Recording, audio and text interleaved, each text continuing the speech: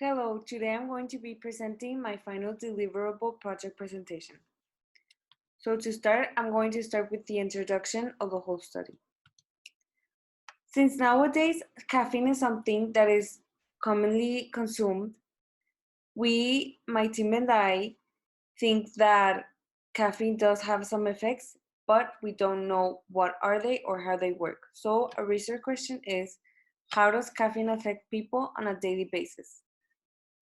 Then for a hypothesis, we stated that if a person consumes caffeine on a daily basis, then their heart pressure will increase along with other effects. We put that as our hypothesis, or we came up with that hypothesis, since we believe that caffeine does have some effects, and one of them is the increase of the heart rate in everyone. Then, for our justification, it is that consuming caffeine on a daily basis has several effects on the human body, but they all depend on different factors, whether they be timing, form of administration, sex, amount of exercise, health problems, and others. These all have an impact on the consequences of ingestion. Although caffeine may have some benefits, it has been researchedly proven that consuming even a small amount, such as 10 milliliters a day, is harmful for the health in the human body. Also, according to the Journal of Orthopedic Research, the presence of 300 milligrams in a woman's body, it accelerated bone loss at the spine. So we can tell that caffeine does have some effects, and for some it can be negative, and for the others it can be positive. Additionally, another of the main effects is high blood pressure, along with dependency, headaches, and others. So, caffeine can be something that can have more negative effects, but we don't know, which is why we want to understand or comprehend why this is, or what are those effects, or how they affect people differently. Then, for theoretical framework, it's not moving. Oh, for our theoretical framework, as I mentioned before, nowadays caffeine is something very common, but it is also a common psychoactive drug, which is consumed daily. As for this can make caffeine have different effects. And since we want to fully comprehend this topic, we are going to make investigation and research on it. So to start off with the investigation, we found two examples or two studies of some research and some articles. That one was for the difference between regular athletes and elite athletes when consuming caffeine when they perform an exercise, and the other was if caffeine does affect their muscles, the athlete muscles. And in one, they stated that caffeine supplementation improved anaerobic performance in both the elite and recreational athletes. However, the ergogenic effect of caffeine on several mood dimensions and subjective vitality was greater in the elite athletes. So here they stated that caffeine does in fact affect the muscles and even the moods of people when exercising. Then the other one, which is if caffeine caffeine affects the people when performing an exercise. They stated that caffeine improves muscle power 48 and 72 after an eccentric based exercise, but it has no effect neuromuscular function and sprint performance. So they're basically stating that caffeine does have a strong effect when exercising. but not in the neuromuscular function. Also, many medicines, we have research that many medicines have or contain caffeine, and most people are not aware of it. This can be really dangerous since people who cannot fully process caffeine that well, it can affect their health a lot. And also, caffeine is something that can make people addicted to it. It can it can produce an addiction to caffeine, which is also very dangerous and serious health problem. And then for the methods, it's not moving. Methods, okay. Then for the methods, our experimental design and variables are the first is the independent variable, which is a proportion of caffeine, then the dependent variable, which is the health of people, then the control variable, which is the same people that are being tested.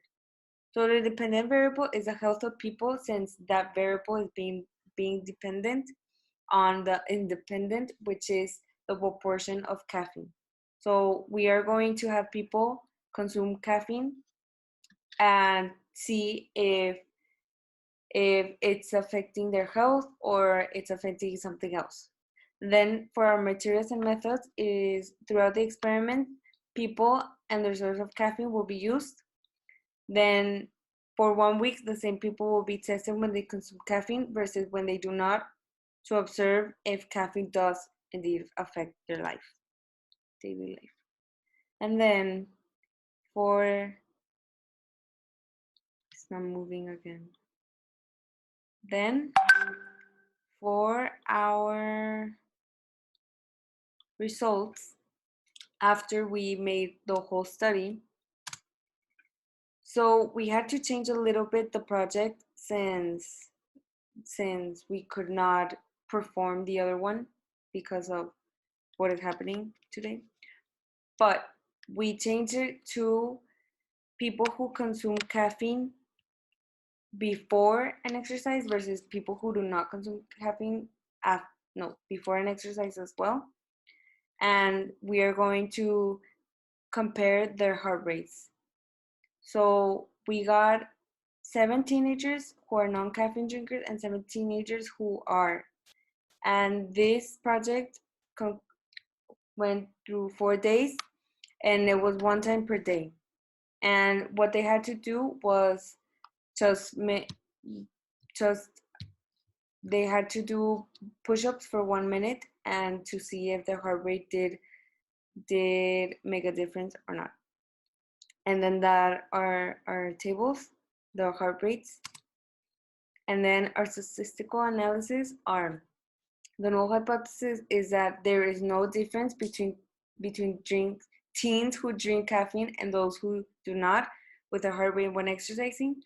And the alternative hypothesis is that there is a difference between teens who drink caffeine and those who do not with their heart rates when exercising. And as you can see in the tables, the heart rate in with the push-ups that the teens that did consume caffeine, their heart rate is more accelerated, or it increased a little bit more. And as for this, the p-value was 0.03, and in order to accept the p-value, it has to be 0.05 or less, or more. And since this is less, then it is rejecting the null hypothesis, and which is accepting the alternative. So that states that there is a difference. Then for our conclusions is that I found a similar study made by Coffee and Health, and where they gathered also people to perform exercises, and they made people consume caffeine before, like ours, but instead of measuring their heart rate, they measured their performances. And we had almost the same results, which was that consuming caffeine before an exercise does have a significant difference versus when not drinking or consuming caffeine before an exercise. So our results do agree with coffee and health results as well, because other than us noticing that the heart rate was increasing, we also noticed that their activeness increased as well, and that they made more push-ups rather than those who did not drink or consume caffeine at the beginning. Those who did not made a little bit less push-ups and less and more slower. And then for our, it's not moving again. Okay, so this is the last slide, which is the implications of results, limitations, and improvements. Throughout the process of making the study, we came across some factors that limit our study. For example, access to data, since at first our study was going to be if caffeine affects one's health, but since we are not going to be able to get the resources nor have all the time, we changed it to exercise. Also, lack of time was another factor due to the fact that we had a deadline where the study had to be turned in and could not make more research if caffeine may affect throughout their whole days on their activities. For next time, we have in mind improving our analysis on data and gathering more information to fully comprehend these changes.